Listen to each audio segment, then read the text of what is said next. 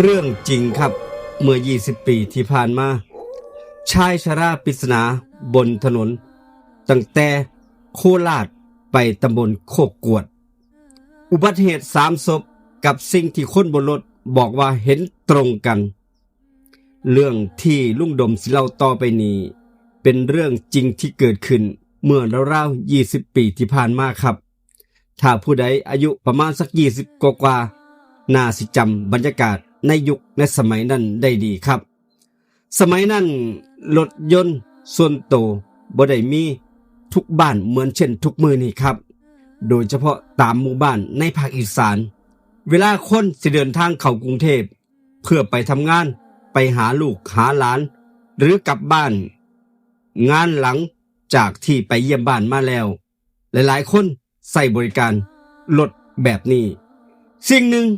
ที่ได้รับความนิยมมากที่สุดก็คือรถเช่าเหมานั่นเองส่วนใหญ่เป็นรถกระบะ2 แถวต่อคอกสูงมีหลังคาคุ้มด้านบนครับรถพวกนี้สิแล่นตะเวนรับผู้โดยสารตามหมู่บ้าน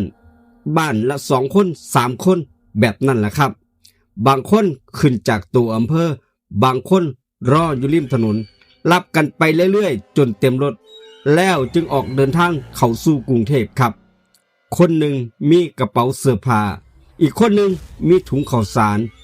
บางบ้านฝากอาหารฝากของกิน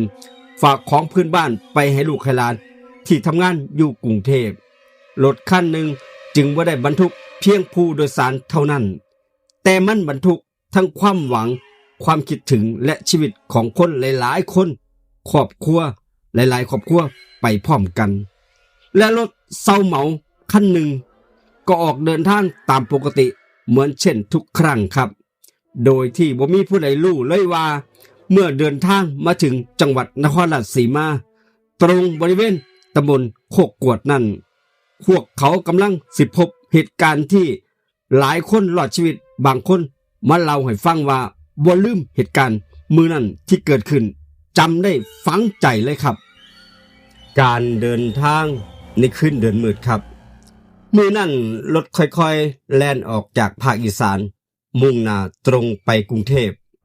การเดินทางสมัยนั้นแตกต่างจากสมัยปัจจุบันนี่ครับถนนบางช่วงยังมืด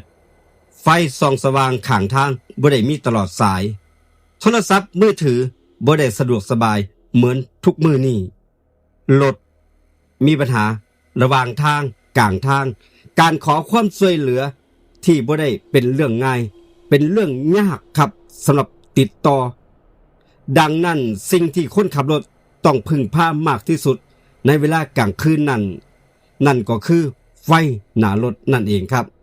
ยิ่งเข้าเขตตัวเมืองหรือว่าห่างไกลบ้านคนบ่มีร้านค้าและบ่มีไฟส่องสว่างข้างหน้าสิมองเห็นเพียงพื้นที่ที่ไฟหน้ารถตัดส่องมองเห็นเท่านั้นคือนั่นผู้โดยสารบางคนนั่งคุยกันครับบางคนเอนหลังนอนหลับบางคนนั่งเฝ้าของเสียงเครื่องยนต์ดังต่อเนื่องไปตามถนนครับทุกอย่างก็ยังคงเป็นไปตามปกติจนกระทั่งรถเดินทางเข้าสู่จังหวัดนครราชสีมาครับบริเวณนั้นเขาบอกว่าเป็นบริเวณตำบลโคกกวดใกล้จุดที่มีคนเล่ากันว่าเป็นสะพานลอยซีเกตนั่นล่ะคือจุดเริ่มต้นของเหตุการณ์ในครั้งนั้นครับเงาคนกลางถนนครับในความมืดของคืนนั้นมีบางอย่างปรากฏขึ้นภายใต้แสงไฟหน้ารถตอนแรกๆอาจมองเห็นเป็นเพียงเงาคนครับแต่พอเมื่อรถเคลื่อนเข้าไปใกล้ๆผู้ที่ยังตื่นอยู่นั่งอยู่หน้ารถมองเห็นว่ามีคนกำลังเดินข้ามถนนบ่แม่นเด็กน้อยบ่แม่นผู้หญิงครับแต่มันเป็นชายชราคนหนึ่งชายชราคนนั้นดูแล้วมีอายุครับ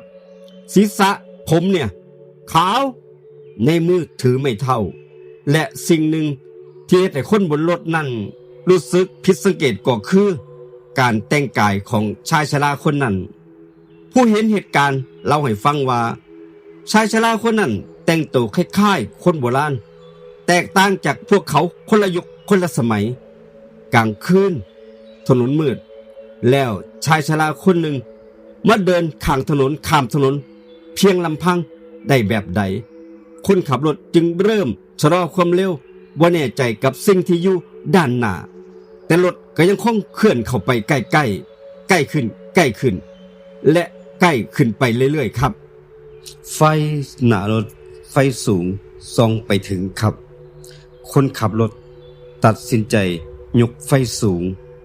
แสงไฟพุ่งออกไปด้านหน้าและคราวนี้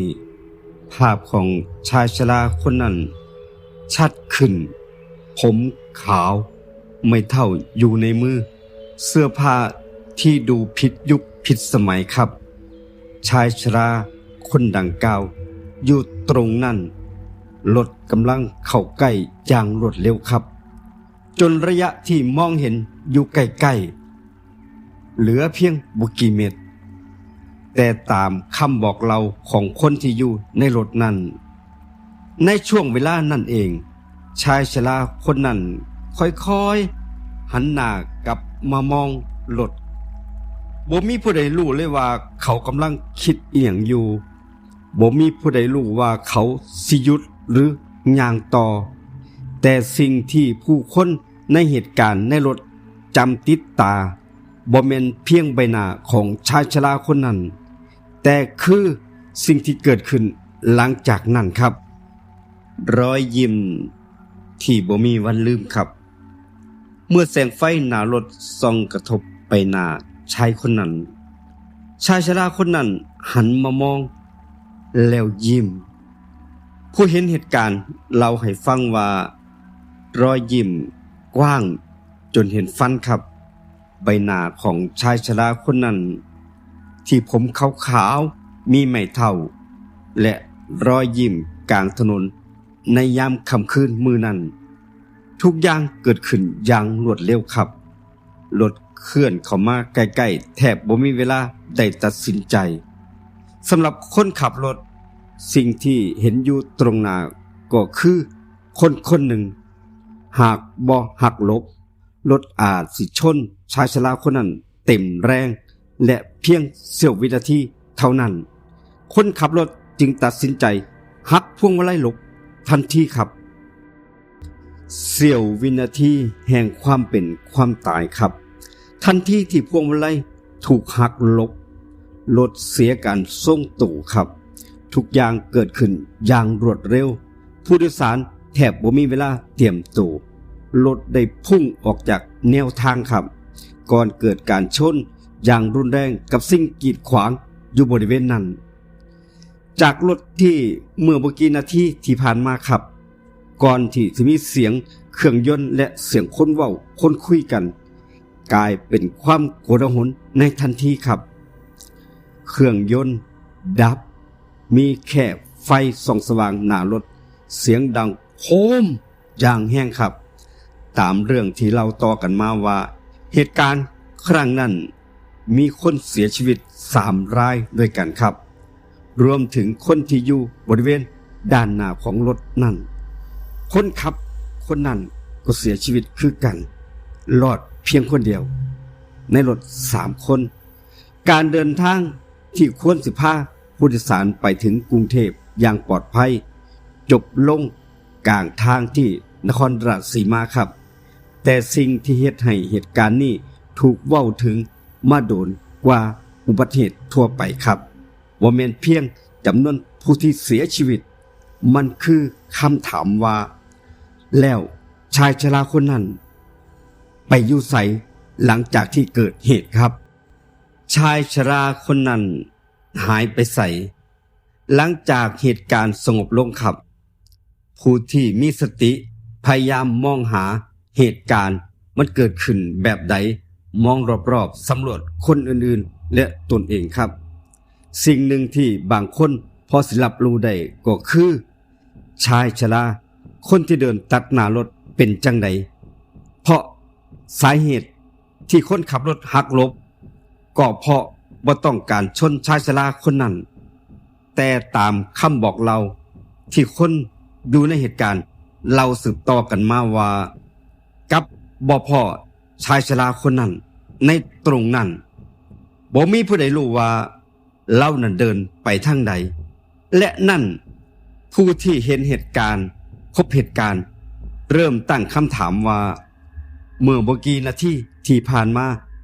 ยังเห็นอยู่ตรงหน้าไฟหน้ารถส่องเห็นชายชราคนนั้นบางคนบอกว่าเห็นแม้กระทั่งใบหน้าชัดเจนผมขาวๆถือไม่เท่าและเห็นรอยยิ้มแล้วเป็นหยังหลังเกิดเหตุชายชราคนนั้นจึงหายไปบ่มีผู้ใดพบเห็นคนหรือสิ่งอื่นใดที่มองเห็นในตอนเกิดเหตุครับหลังจากเรื่องนี้ถูกเล่าต่อกันออกไป